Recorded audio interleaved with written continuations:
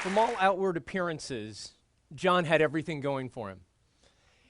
He had just signed the contract to sell his New York apartment at a six-figure profit, and he'd only owned it for 5 years. The school where he graduated from with his master's had just offered him a teaching appointment, which meant not only a salary, but benefits for the first time in ages. And yet, despite everything going really well for John, he was struggling, fighting addiction and a gripping depression. On the night of June 11th, 2003, he climbed up to the edge of the fence on the Manhattan Bridge, and he leapt to the treacherous waters below. Miraculously, he lived. The fall shattered his right arm, broke every rib that he had, punctured his lung, and he drifted in and out of consciousness as he drifted down the East River, under the Brooklyn Bridge, and out into the pathway of the Staten Island Ferry, where passengers on the ferry heard his cries of pain, contacted the boat's captain, who contacted the Coast Guard, who fished him out of the East River and took him to Bellevue Hospital. And that's actually where our story begins.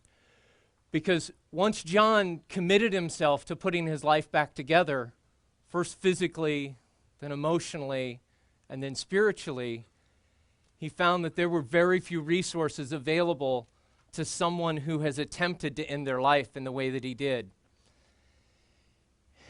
Research shows that 19 out of 20 people who attempt suicide will fail.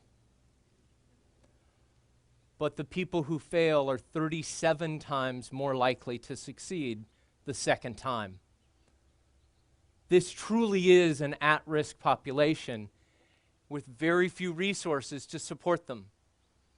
And what happens when people try to assemble themselves back into life, because of our taboos around suicide, we're not sure what to say, and so quite often we say nothing. And that furthers the isolation that people like John found themselves in.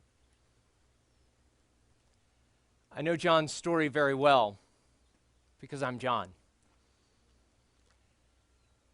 And this is today the first time in any sort of public setting I've ever acknowledged the journey that I have been on.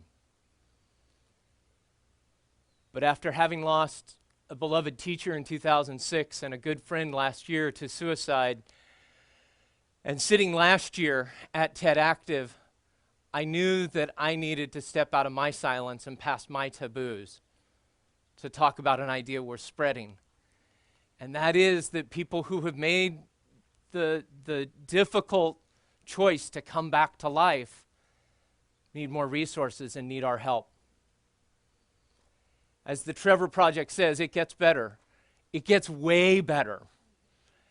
And I'm choosing to come out of a totally different kind of closet today to encourage you, to urge you that if you are someone who has contemplated or attempted suicide, or you know somebody who has, talk about it. Get help.